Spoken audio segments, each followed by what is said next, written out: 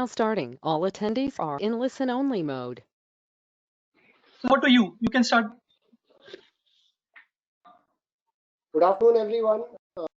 Welcome to this webinar on managing commodity price risk in uncertain times with a focus on base metals. Today, we have with us Mr. Sandeep Daga, founder and director, Regsus Consulting, Mr. Muzammil Patel, director, Aices Consulting, Mr. Chittaranjan, Rege, head base metals at MCX, and I am Rishi Nathany, head business development and marketing at MCX.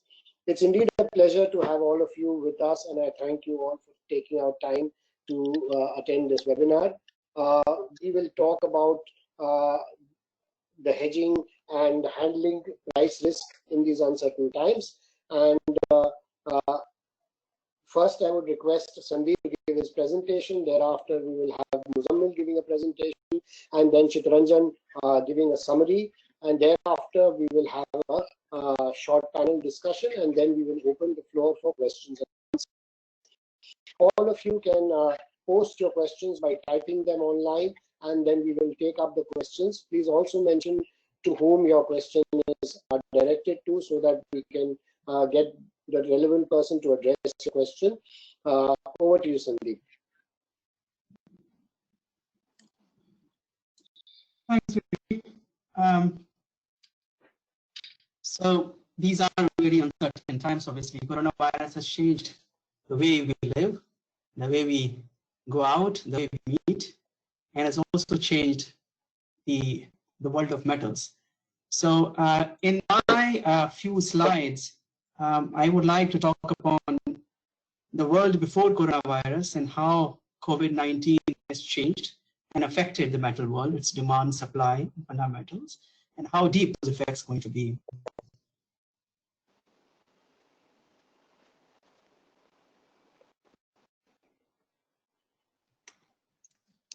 So firstly, let's look at the timelines. So this is a chart of LME index, which is a weighted price of all the LME prices together. If you can go back in history, in 2018, March 2018, the trade war started, and with imposition of duty on imported steel in US by 25% and on aluminum by 10%. And this is when the metal prices started to slide. And over next nearly 15 to 18 months, till the time the trade deal started to look inside, the metal prices fell by nearly 20%. Now, this was a meaningful fall even before coronavirus started because of the slowdown in Chinese economy, and there was tariff imposed on Chinese products month after month. But while China was slowing down, China was also planning some stimulus. So by September 2019 or so, China had started a borrowing program. The provinces were borrowing heavily in order to push the infrastructure spending in the coming months. So when in the next year, when a trade deal was signed, coincidentally, around the same time, the coronavirus started in China, and the metal prices slided after that. And then when the world started to lock down, the slide became even deeper. And only by March, the last week of March, when the stimulus started to arrive from different parts of the world, in terms of monetary stimulus or fiscal stimulus, we started to see some recovery in the demand in China, and the metal prices started to recover. So if we put it back in historic perspective, the metal prices now are quite comparable or very much close to where it was in the pre-lockdown period in the whole world, but not yet at the level where we started at the beginning of this year, before the coronavirus started to affect all of us. Now, you may have heard different agencies saying that this coronavirus effect is quite deep in the economy. I've put together this slide to show you how deep the impact is. Most of us have gone through the crisis of 2008, and we vaguely remember the crisis of 2000, 2001. And this table shows that this crisis is really big. You take any parameter, the Indian GDP, US GDP, Chinese GDP, unemployment, we have a far, far deeper and wider impact on crisis. Moreover, the world debt is far bigger as compared to what it was in the previous crisis.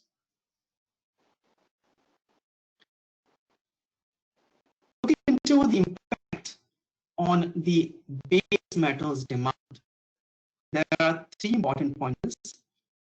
First and foremost, automobiles was very hurt. Now, even before sales started to drop in the lockdown period, automobiles were already suffering in 2019. So the sales in India, China, US, everywhere had peaked, and they were registering a YOY decline. But in the lockdown period, the decline accelerated to 40 to 80% in different parts of the world.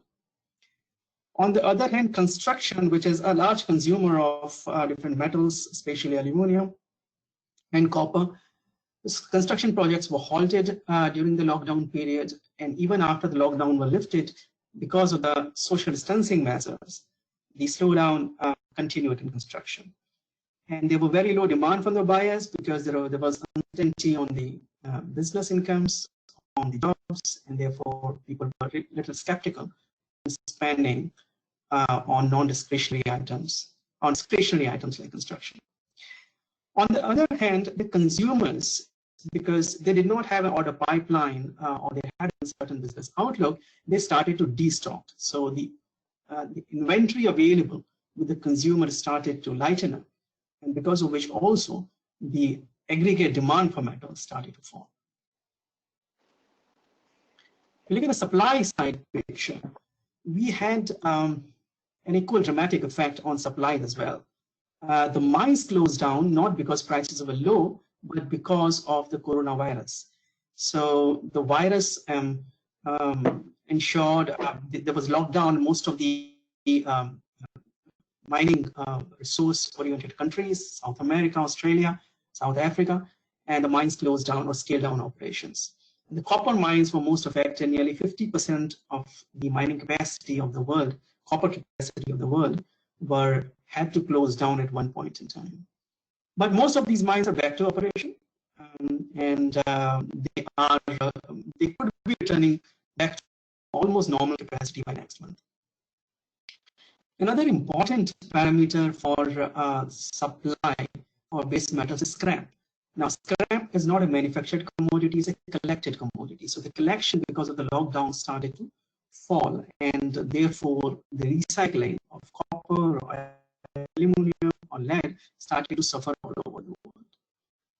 And the other part was that even if collections were happening and production were happening, those were not able to reach out to the places of consumption because the roads closed or the movement was by different countries.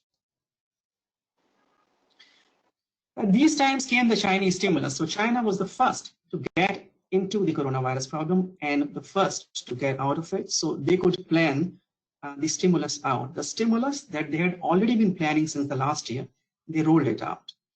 So the first and foremost was the energy generation. Energy generation project spending increased in China by humongous 30%, and because of which the demand for copper rose more than for any other metal. At the same time, China rolled out various construction projects for infrastructure. They ensured that money would go out to the residential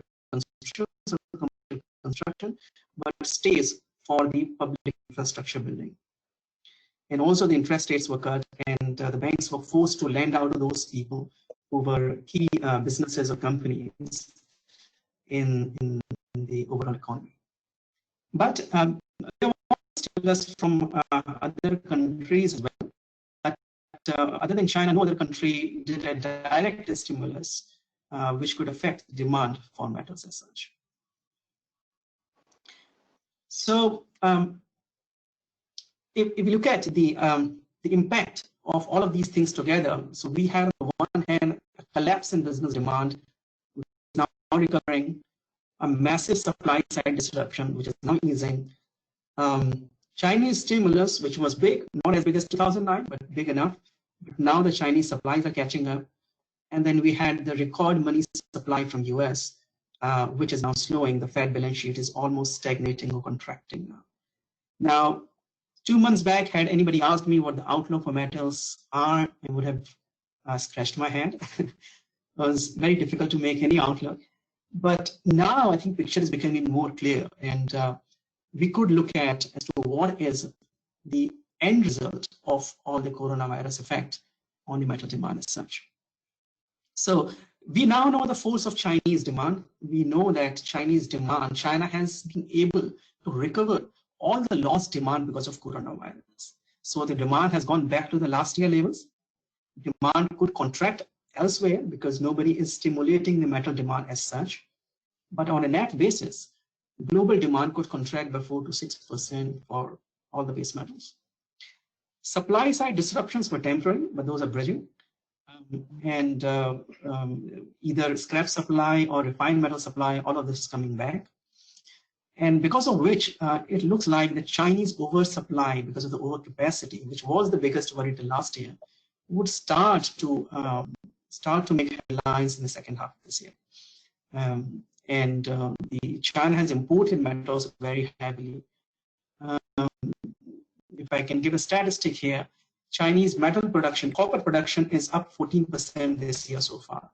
Chinese copper production, which includes bars, rods, and foils and tubes, up 27% this year. And while the production of the washing machine or ACs or refrigerator is down about 20%. That means the refined metal has been converted into intermediate metal, and there's a very large inventory sitting in China. So the metal fundamentals were weak even before coronavirus. There was a stimulus planned, but now because of the knockout effect on the demand as such, the new normal is even worse. But because of the supply side disruption and the peak season of demand in April, June, we did not see the full picture on demand so far, but this could be visible in the second half of this year. Taking my last slide on India, so the operations are back to 40 to 50% of normal capacity. As I talk to clients, I find out that the recovery is very, very gradual. The order book is very shallow, and there's uncertainty about the demand going forward. Liquidity and solvency issues are really large, I hear from international traders that they are very skeptical doing business with some of the Indian counterparts because of the liquidity and solvency issues. Construction will go into the low monsoon season going ahead, so anyway, my demand is low. In my assessment, the demand destruction in India this year could be 10 to 15%. But the good part of the story has been that there's been a large exports by the producers and recyclers from India. So while India was locked down, Chinese stimulus were working at its best pace. So the Indian producers were exporting the metal out to China, and that has helped reducing the inventory overhang. Yet there is more supply than demand in India, and because of which the MCX prices are at discount to the landed cost, which means that the imported supplies into India would remain minimal. That's it from me. Thank you, Sandeep. Back to you, Rishi. Yeah, thanks for your detailed analysis. Now over to you, Muzammil. Please share your thoughts with us. Thanks, Rishi. Rishi, my screen is visible? No, Sandeep, you need to stop sharing, then Muzammil's screen will be there.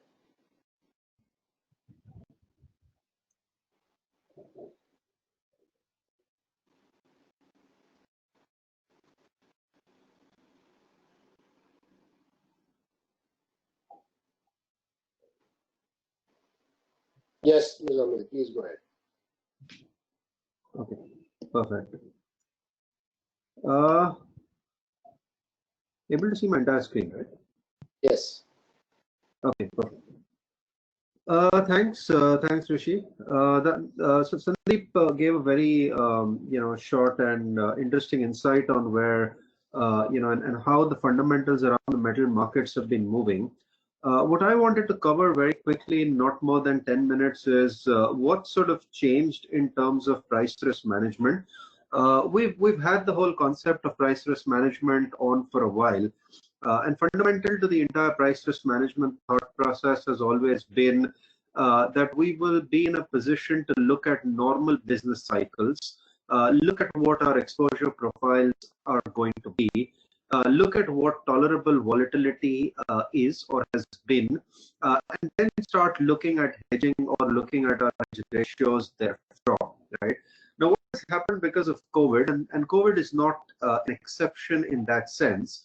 We've had event risks in the past as well. COVID has just been a situation that has accentuated what has otherwise been normal event risk as well. And what that has essentially done is it has moved away the whole risk management thought process, not just from price risk management, but has also moved it very heavily into looking at event risk. And what are the implications of event risk management on the entire risk management program or hedging program that a corporate would typically run. Now, 3-4 things that very clearly have come to the fore across industries, very accentuated in energy, but also very similar in base metals as well. The underlying exposure profile, what you are actually taking hedges for, itself has been inherently disrupted. And the ability to estimate what that is likely to be has come under major stress. The next part that has also happened is that inventory, which a lot of people considered is pipeline inventory or base inventory, something that you didn't bother to hedge because you've always assumed it would come, it would stay there, it would go through, is something that has caused significant financial distress. Now, typically what people have said with inventory is that it causes an accounting problem. It doesn't really cause a cash flow problem. Now, while that is true to a certain extent or has been traditionally true, because inventory price risk typically cycles itself out one cycle over another, what has happened over here is as we came closer to sort of March 31st to start with, and also 2 cycles going in at much lower or contracted demand, the realization from that inventory itself came down significantly. So what was seen primarily earlier just as an accounting problem or an accounting risk became a real cash flow or a liquidity issue on the other hand as well. I think the third thing that's important to keep in mind is that typically you'd assume that we would have a certain amount of liquidity to fund margins, whether it is on hedging with OTC or exchange trades. Now that kind of changed very drastically over the past few months because as prices moved very violently either way and in very short periods of time, that put a significant question on liquidity in terms of the ability to undertake risk management itself. So some of these factors put together have changed the way we've typically looked at price risk management traditionally. Traditionally, we said it's a very simplistic, straightforward process. You come about, look at what your exposures are, you take hedges to offset it, make sure your hedges are good, lift them at the right point of time, go about and account them correctly, and we would be roughly in the right place. But these 3 major factors have kind of put that aside or have changed that entire equation. Now, what that essentially means is that it's no longer enough to look at or to estimate what exposures are likely to be. It is equally important to understand what would be the implications on the cash flows if those exposures weren't, if they didn't happen when they were supposed to, or they were to move up or down at different periods of time. And therefore, moving away from traditional sort of exposure budgeting and VaR-based measures to something that's more sort of cash flow at risk driven, taking more meaningful outputs of stress testing, which so far have been fairly sort of theoretical measures. I think that's essentially become the focus even before you commence your hedging program. It's not just when you are in your hedging program. I think the second thing that's important now is also if something's hitting your accounting, for example, inventory price risk, if something's hitting your accounting, it's definitely going to hit your cash flows. The myth or the belief that, oh, it's just an accounting problem, it's not a cash flow problem, that's kind of been dispensed with quite heavily. And therefore, if the hedging program or the risk management program is not aligned with accounting, or accounting says otherwise, then there very clearly is an issue that there are certain that are being ignored or not being hedged. It's not a temporary aberration on the earnings statement. It's likely to be a far more sort of meaningful impact on the financials and sustainability on an ongoing basis. I think it's also important to keep in mind now that hedging, which people would largely have assumed to be a very static program, you take a certain cover, you move on, take another cover on the next cycle, move on. That's not true anymore. The risk management process, the risk management program itself is expected to become far more dynamic. You have to rebalance. You have to rebalance not only because your underlying risk profile is changing, even the basis risk between the paper and the physical is changing. It will have to change. So assuming that there will always be convergence at every point in time is not true. And therefore, risk managers now are not just people who will take hedges, lift hedges, and move on in life. You have to be far more dynamic. You have to be looking at the market far more intricately and far more aggressively than you probably were looking at it, right? I won't spend a lot more time on a lot of these, but there is one thing that I spend a lot more time, or just give my concluding statements on. I think there are two pieces that are very important: the ability to put in place a cash flow at risk model, which covers the propensity of happening or not happening of cash flows, is as important, and not just from the perspective of hedges. So you have to move away from traditional based measures to actually what the cash flow impacts are. And I think the second thing that's sort of equally important in this entire scheme of things is that decision support models that earlier used to be relatively straightforward have way too many parameters that have been introduced into it. Earlier, you would say that underlying demand supply fundamentals made no major difference to the way a pure hedger ran their program. That's not true anymore. Pure demand supply fundamentals are at least causing, at the very least, temporary spikes and movements which are going to impact the way your immediate liquidity positions look like. And therefore, it's very important that those decision support pieces are sort of becoming more automated, are becoming more mechanistic, are factoring all of those additional parameters as well. So I think these were the 2-3 things I wanted to cover in the short 10 minutes. I'll hand back over to Rishi to sort of take it forward. Thanks, Muzammil. Thanks for talking about the importance of hedging and especially maintaining cash flows, because accounting, is comfort for the long term, but cash is what you see in hand. So keeping that in mind, over to you, Chittaranjan. Now, please take us through what MCX his views are on hedging and the base metals overall scenario. Yeah, thanks, Rishi. Really interesting to hear Muzammil and Sandeep to give ideas as to where the markets are, what is the state of affairs there, and Muzammil taking us as to where what remedial or corrective action is something which needs to be permanent in nature for any of the corporates. It was very enlightening. I think the sum total of this entire bit is uncertainty was there, is there, and will continue to be there. I think we are in a perpetual guessing game as to what will happen next. But pending that, what I want to highlight is, incidentally, fortunately, Sandeep also, covered the timelines somewhere starting or probably ending in 2018 or mid 2018 onwards. The changes which we have implemented in MCX are also, something on those lines and relevant to what the topic we have is contracts, where both option contract essentially it used to result into a cash settlement, but progressively we have changed these contracts in 2019 to be delivery settled. So Aluminium, copper, nickel, lead, and zinc, all of these contracts are now delivery settled. When I say delivery settled, and the reason I keep mentioning this thing more often is I think delivery settlement offers you a complete idea of where the most transparent and most, I would say, the right measure of what is the demand supply equilibrium at that point in time available to the market.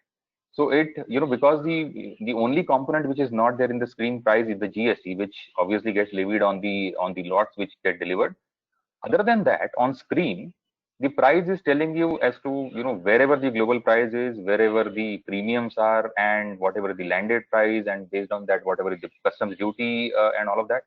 At delivered number, there is the price at which the seller is willing to sell and buyer is willing to buy, and that's how the price is being delivered on the exchange. And so what we have seen in last starting Jan 2019 till now, so nearly 1.5 years of experience, and so having converted the contracts, last March, so 2019 March was aluminium, April was zinc, June was lead and nickel, and July was copper. So coming July, we probably will complete one cycle of including copper, which was the last one to be converted.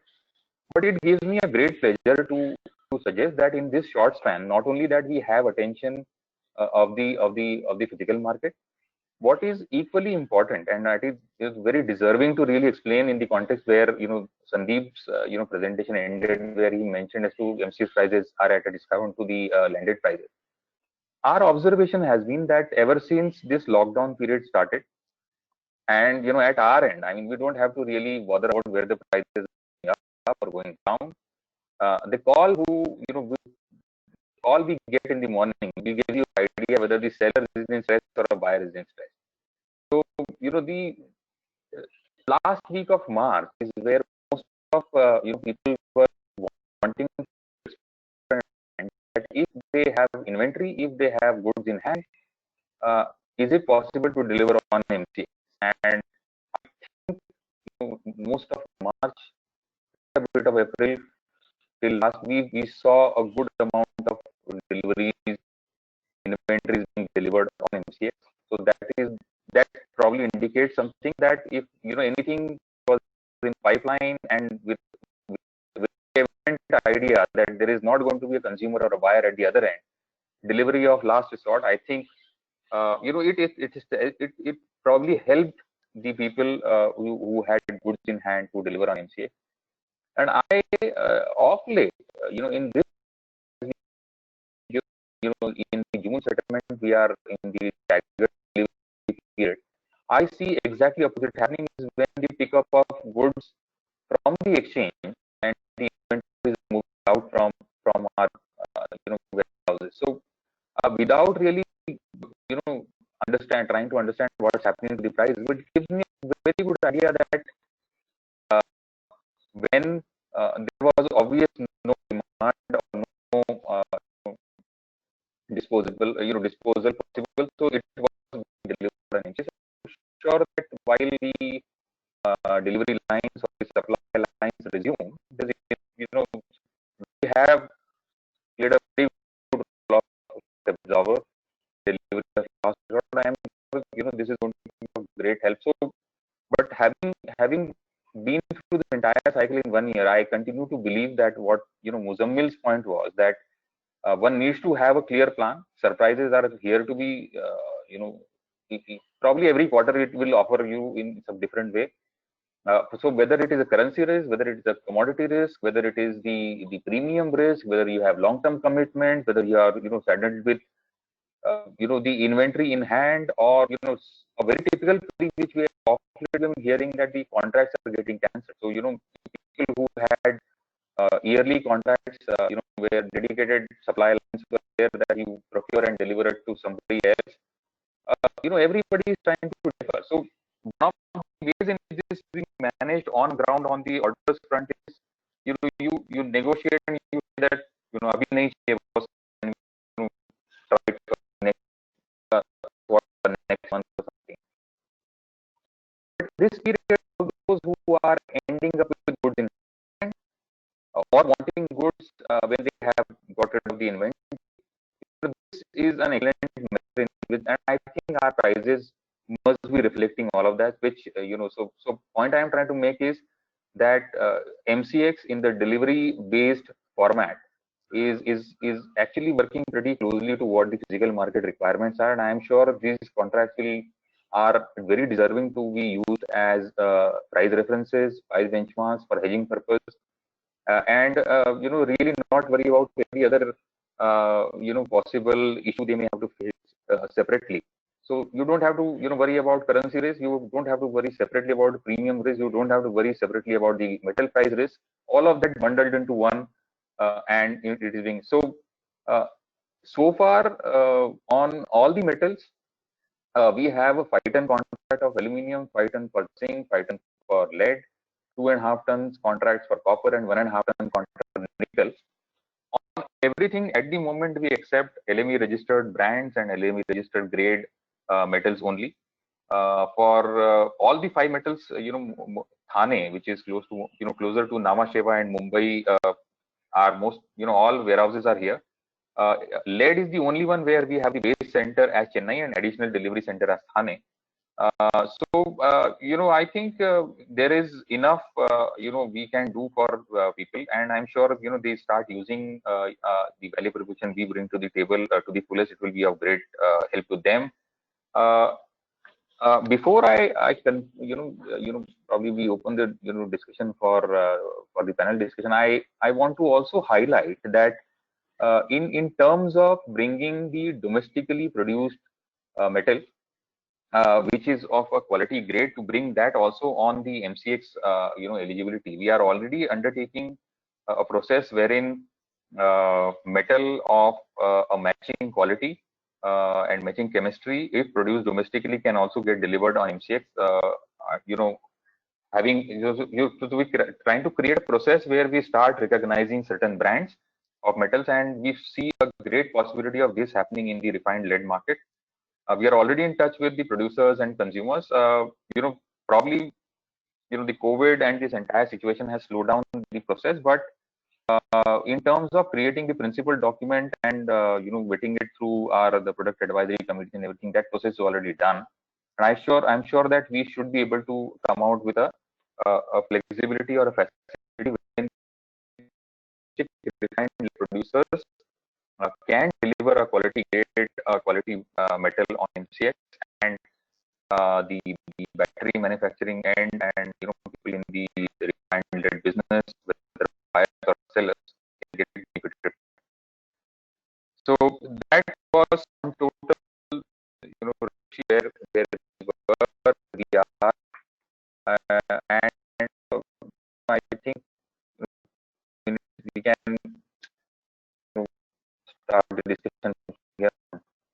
Okay. Thanks, Chittaranjan, for summarizing what we do in MCX and what we've been doing in all the efforts we've been taking. Now, I'll open the panel discussion, and the first question to you, Muzammil, you were talking about price hedging. Now, a couple of questions I'll do. One is a follow-up. The first question is, how does any entity dealing with base metals as an input or as an output deal with or identify the risk? And thereafter, once the risk is identified, how does one go about mitigating or managing that risk? Yeah, so I think it's important to understand where you lie in the value chain. Either you are a producer, either you are a processor, or you are a consumer. You could be an integrated player, but most people will fit on one of these 3 places in the value chain. Most of the people tend to be on the processor side, so either processors or traders. And there it's very important to stick with the principle of offset hedging, which essentially means that keep a very clear eye on when is your goods or your metal pricing in when is it pricing out, and all you are trying to do is match those pricing periods, right? Whether you are trying to match those pricing periods to a specific date, to a quotation period, those are some of the nitty-gritties, but fundamentally as a processor, you should stick with the principle of offset hedging, which is just look at matching in the pricing in and pricing out time periods. Now, when you are a consumer, you are looking at a price lock-in, and therefore you are being both slightly opportunistic and you are trying to fit your cost sheet. And I think it's important to be wary of both. You can't be opportunistic to the price of to the point of waiting to hedge when the price is absolutely at the bottom. So, for example, you can't be waiting for oil to be $5 when you hedge. If you are going to be a regular consumer of oil and $30 is good enough, then $30 is good enough. It has protected your price. And I think from a consumer mindset, it's very important, while you need to be opportunistic and you leave something on the table to be opportunistic, you don't get carried away to the point of looking at the extreme low when you are hedging. So you are going to work off certain assumptions of your budgets. You are going to work off certain assumptions of what your offtake is going to be. But at the same point of time, it's very important to know at what price your margin sensitivity comes down the most. And wherever the margin sensitivity comes down the most is where you really don't want to pass up that opportunity. We've seen that very recently, both in energy and even in metals. A lot of those sensitivity points came and went. And people were reluctant to react because they thought there is more to it. And I think that's very important from a consumer standpoint, to not be greedy about there being more to it. Yes, in its true sense, actually means that if say for example you are a fan manufacturer and you're buying the copper and aluminium, and end of the day you will not be able to change the MRP of your fan very often, right?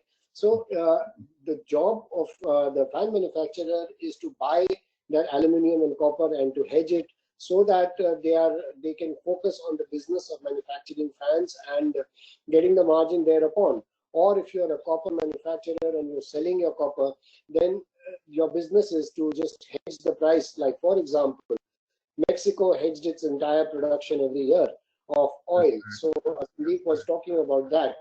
So Sandeep, coming to you, in terms of hedging your output like Mexico did. So we've seen governments, safeguard the entire country's balance sheet and GDP by hedging their production of the entire year. So in that sense, how important it is for companies, and especially not only large corporations because they have larger balance sheets, but also SMEs and MSMEs to hedge their output.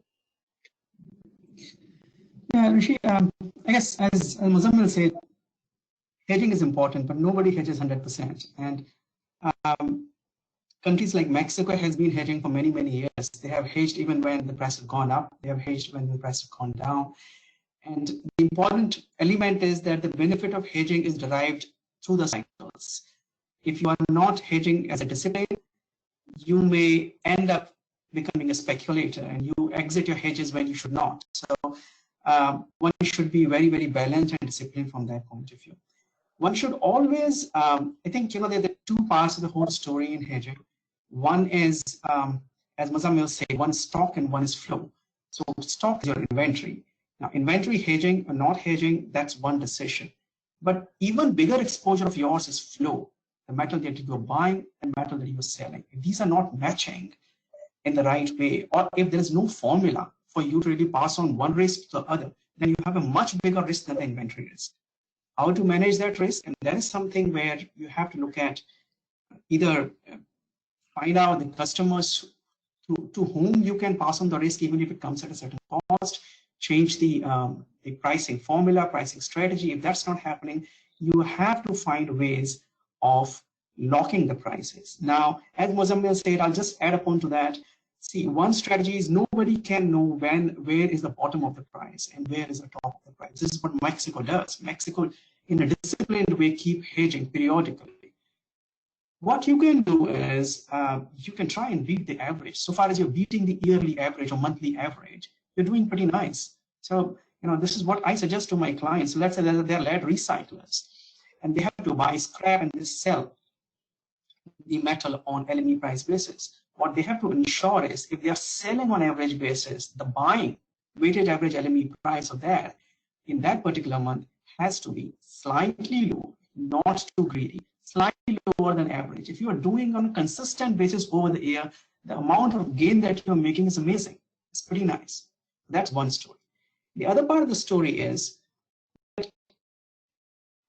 as I said, hedging has to be done on a continuous basis. If you do in 1 month, 2 months, and then you move out,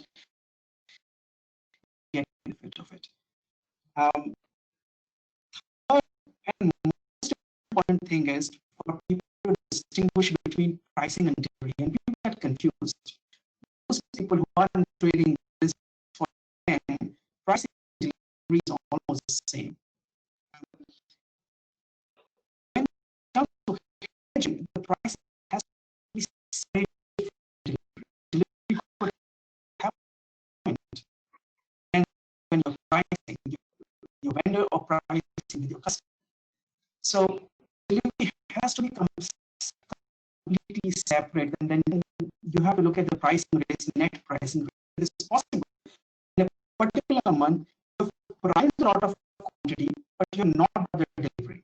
You've out given pricing option to your customer, not given delivery. You have to separate delivery out and look at the pricing. The way all these companies in Mexico and the production from the pricing point of view. So that's a takeaway, and a very key takeaway for us is that on one side, on one end is a country like Mexico, which hedges with discipline and hedges 100% of its entire future production. On the other hand, you have someone who tries to maybe time the market and do a smart hedge. But as you said, you cannot decide to hedge in some months and not hedge in some months, because then it will tantamount to speculation, and then you know, in the guise of hedging, you'll actually be taking positions and trying to time the market. And I don't think many people succeed in timing the market. And then basically people would say that hedging doesn't work, but actually hedging works. It is that when we start adding our views into hedging, then also it works to some extent if it's an expert studied view. But when it becomes whims, when you add whims to hedging, then it becomes pure speculation. So that's a good understanding there. Now, Muzammil, coming to you, in this tight liquidity situation, would it still make sense to for a company to hedge, because liquidity is tight? And that's the first part of my question. And the second part of my question is that given what Chittaranjan was saying, that the MCX platform or any other exchange for that matter acts as a very good cushion for the industry, that when there is a lack of demand, goods flow into the warehouses, there are a lot of cash carry charges, there are a lot of people who fund the stocks and not the funds available at very reasonable rates. And when the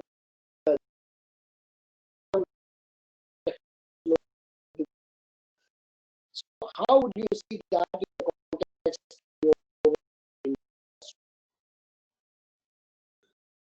Take this into two parts.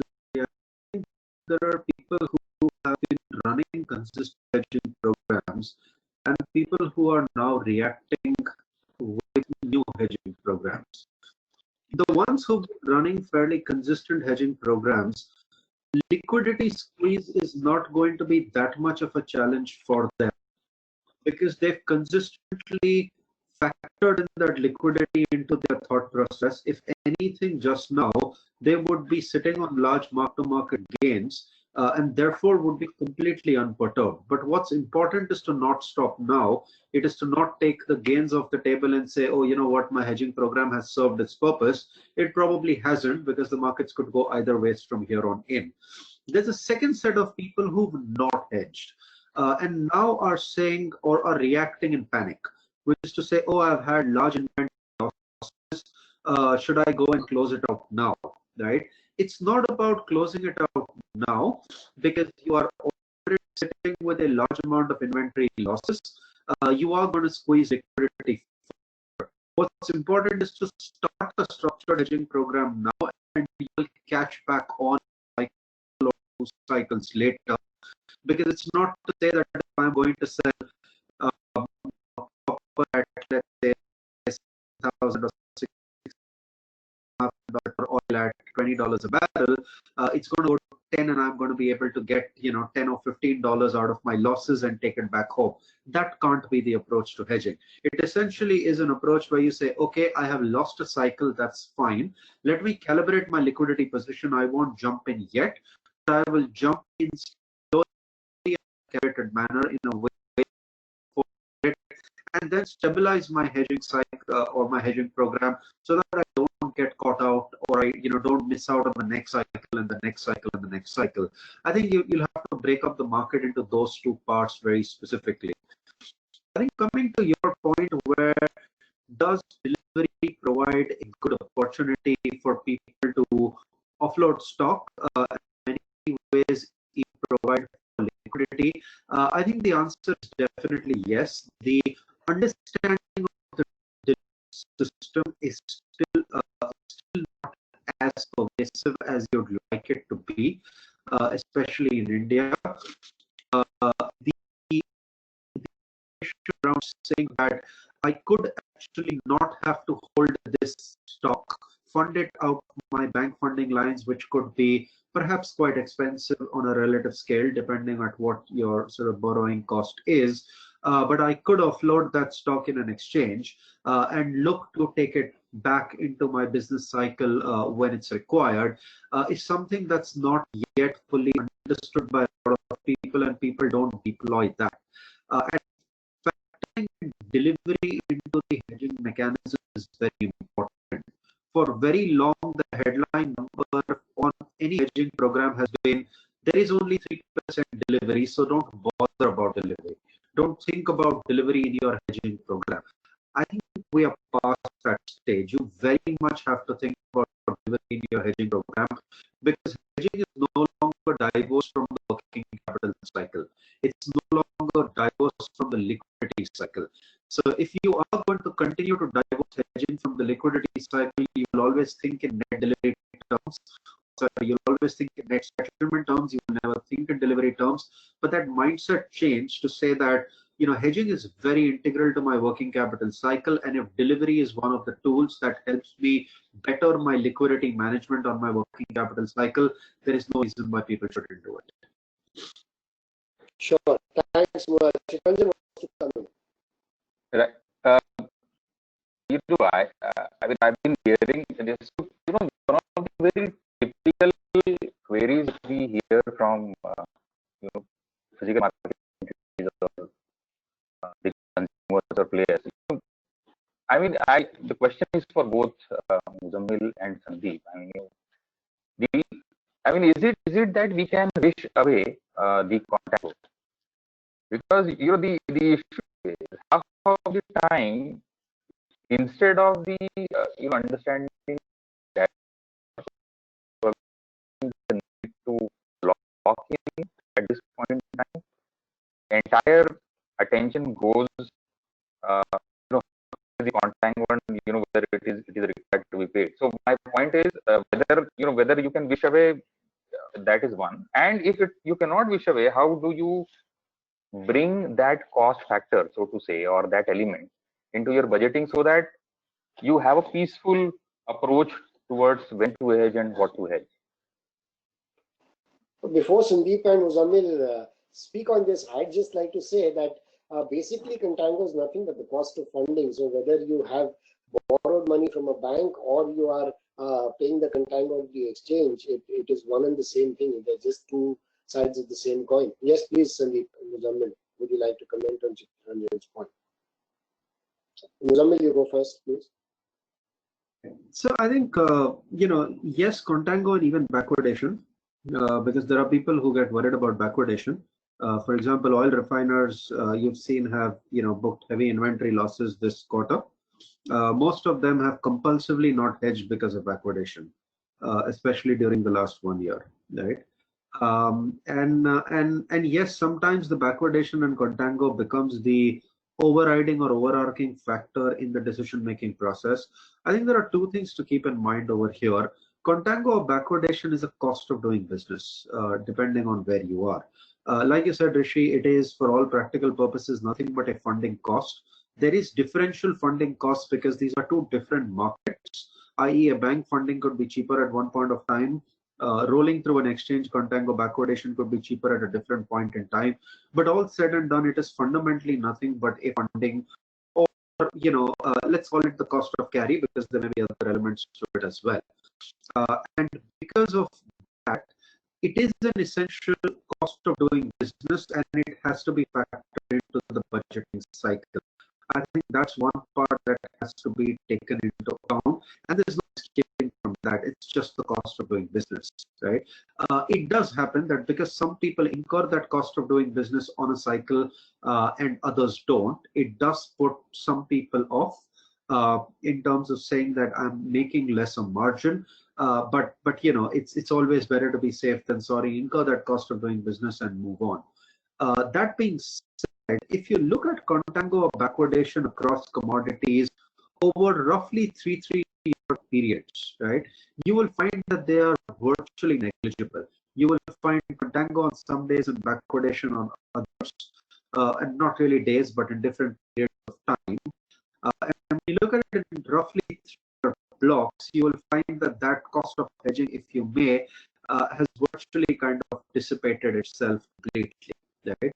And therefore, I don't think that one should be overly concerned, because, for example, on oil, if you paid about, on an average $0.50 backwardation as a refiner on Dubai crude in all of last year, in the prior year, you actually, received about 20 cents, and then the year before that, you received about 80 cents. So all in all, you pretty much paid nothing over a 3-year period. And I think keeping that in mind, I don't think one should get overwhelmed by the content or the backwardation. Okay.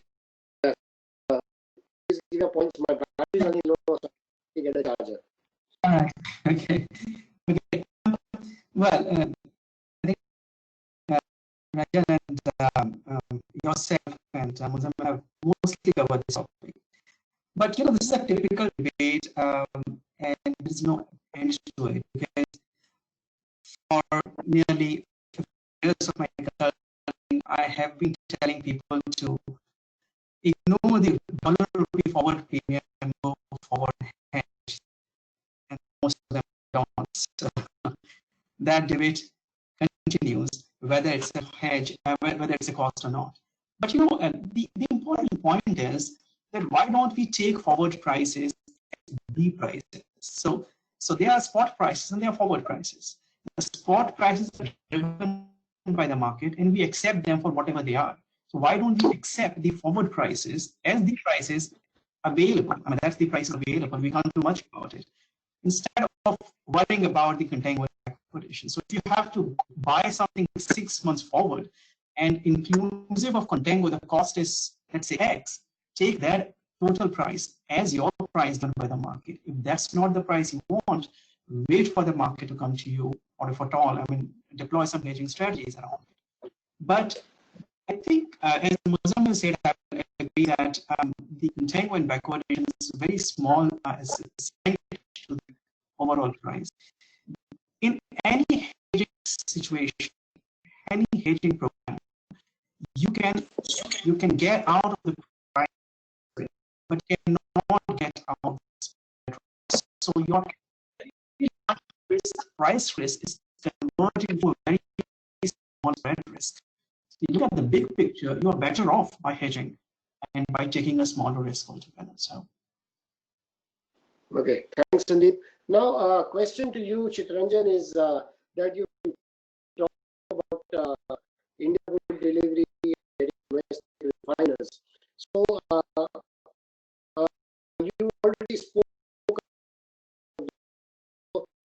What's your view on successful this would be in getting domestic participants to the exchange. And after you speak, I want Sandeep also.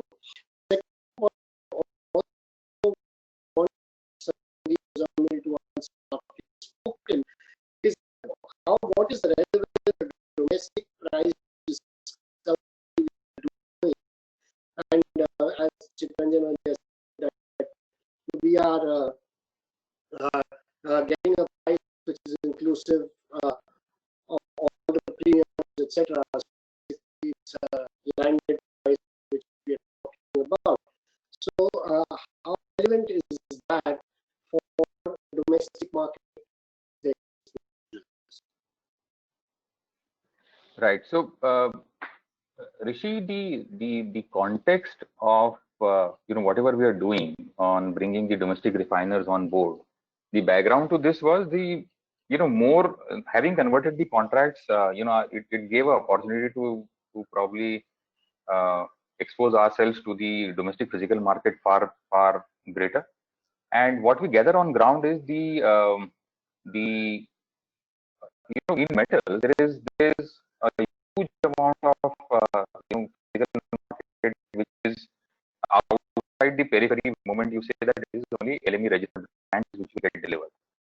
Now, outside LME registered brands,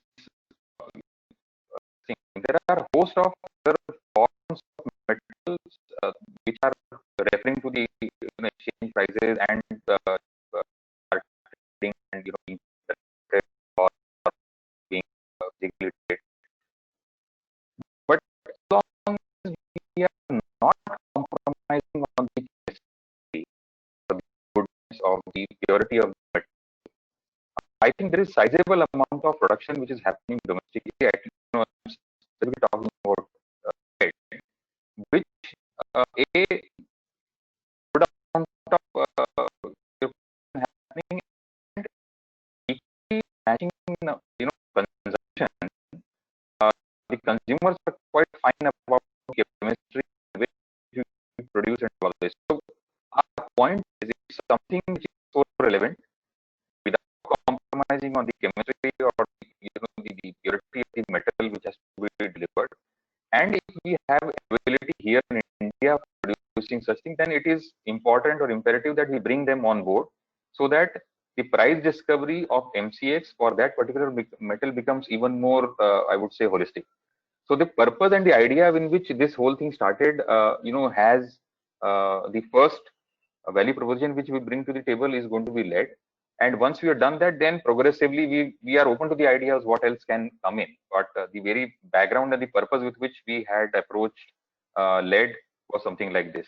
So I'm very sure that and I'm sure Sandeep can throw more light on this. When we say while metals are non-seasonal, so I mean there is a constant production and the industry is taking, but I'm sure that we will have to appreciate the fact that even in this consumption, in the automobile sector, if automobile sector can see seasonality in demand, then obviously anything which is being, which essentially is aimed at the automobile industry is also witnessing the seasonality of demand. So the refined lead industry also has their ups and downs in terms of demand, and I'm sure if they have a viable solution wherein not only hedging, price discovery, they can deliver goods also as a delivery of last resort, we actually will play a more, I would say, proactive role in their development also. So we feel that there is a great need for this, and refined lead will be the first value proposition we will come out with. So over to you, Sandeep.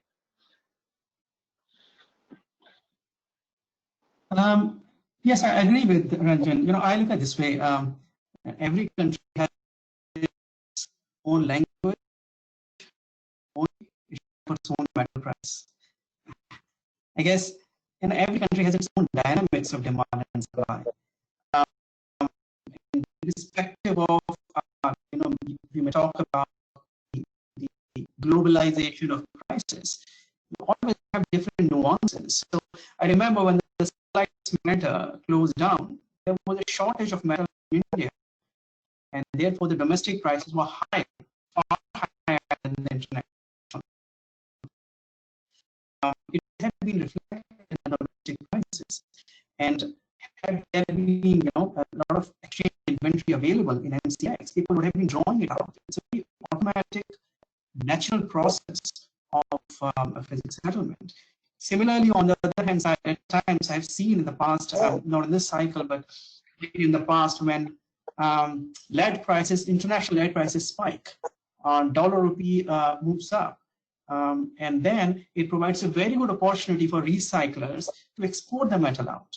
So unless there is a domestic price regime which makes it available that you can procure the domestic market, export it out, and balance the two things together, it doesn't work. So that natural process is provided by domestic exchange.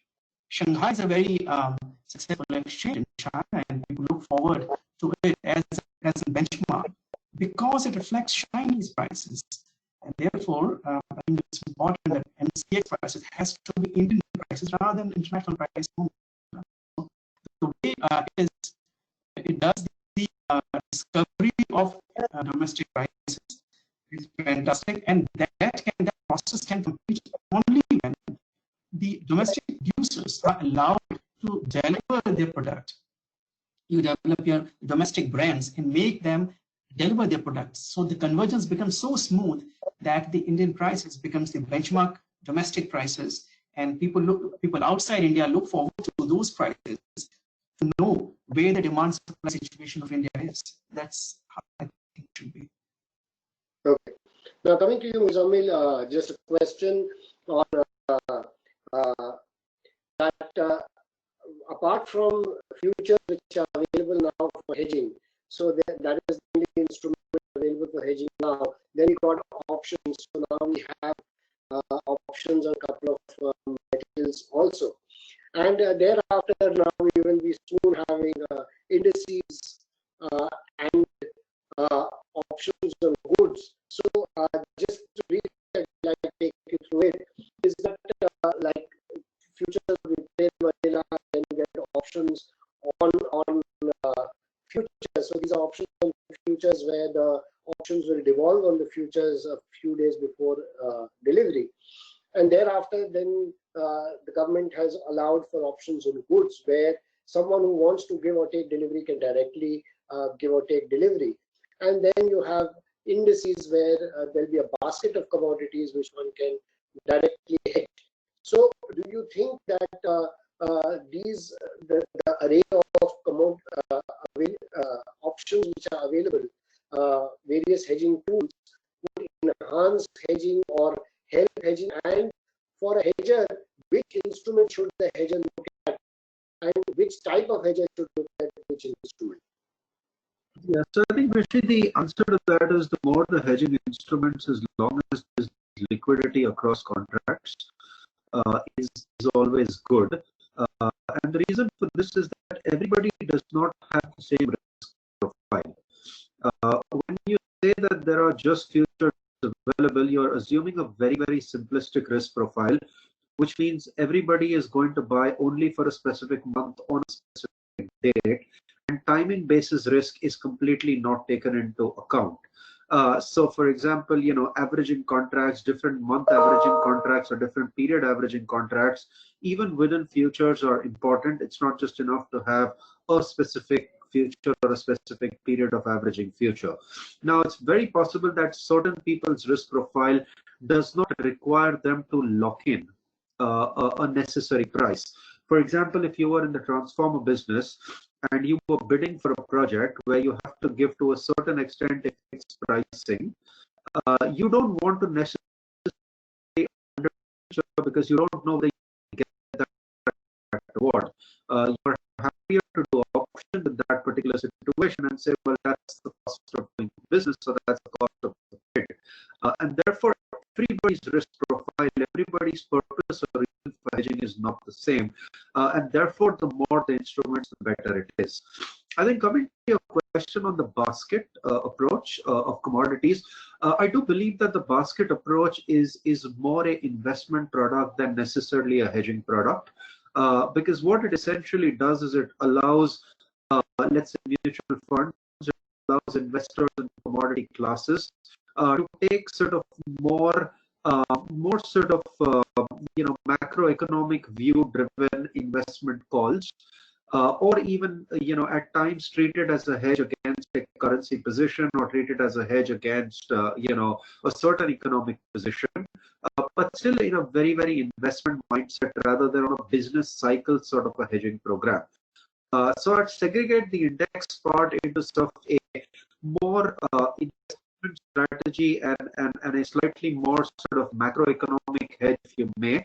Whereas the different types of instruments, including options, the ability to deliver and the likes, are essentially very good from the perspective of looking at different exposure profiles.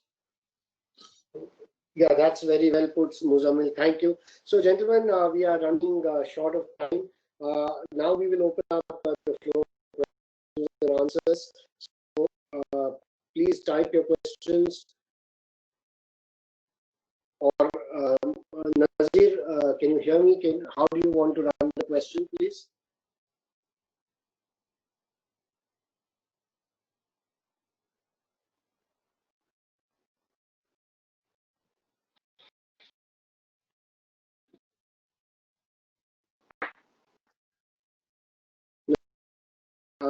Can you hear me?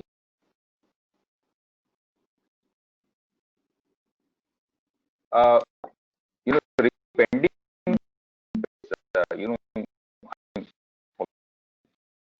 I have one question which I feel every time in some different way. Probably, I can, post it to Sandeep and Muzammil to begin with, and as a follow through, we can pick up where we left.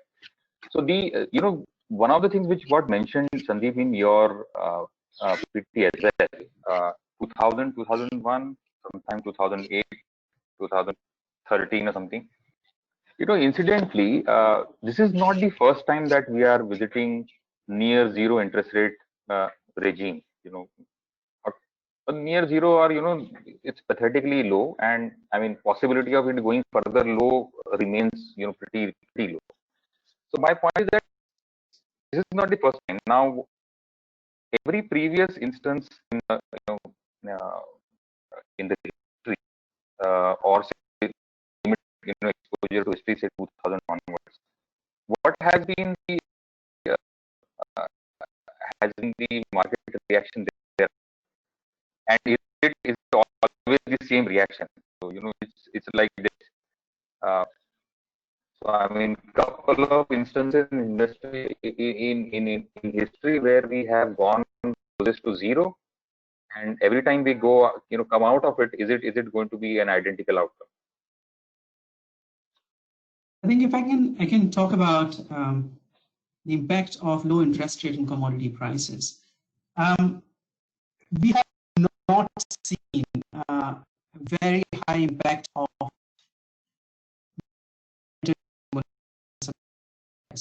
because commodity prices have both demand and supply, and they are more over the last decade.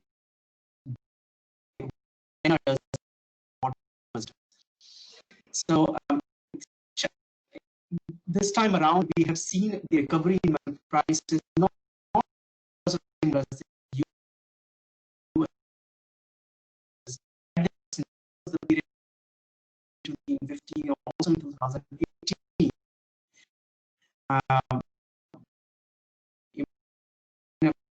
Money supply in Europe and US, interest rate was coming from the US as well. So I think the equity prices from that point of view, I would say, comparing with the equity prices, are more fundamental driven, and the frenziness that comes with money supply, high money supply, is not really seen in the commodity prices. And I would rather take a step further from this, saying that had money supply been the only reason for commodity prices going up, the gold could have gone through the roof by now in dollar terms. So gold is still not reached the last record high. So people look at many factors together. They're more balanced while betting on commodities rather than just taking money supply and riding the curve. Okay.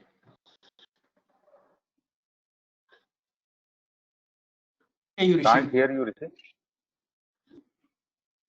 Yeah, can you hear me now? Better. Yeah, since we're running short of time, we'll just take one or two questions. So this question, Muzammil, maybe you can take, is that what is the impact of the deteriorating relationship between India and China on commodity prices? How do you see that impacting commodity prices? Well, I think, geopolitics has been a part of commodity prices forever. I don't think this is the last time. It's definitely not the first time. I do not believe that, directly geopolitics, whether that is between two specific countries or countries at large, is going to have a direct impact on commodity prices unless underlying fundamental supply chains start shifting. So it's the underlying fundamental shifts in supply chain that will start having an implication and not just geopolitical tension.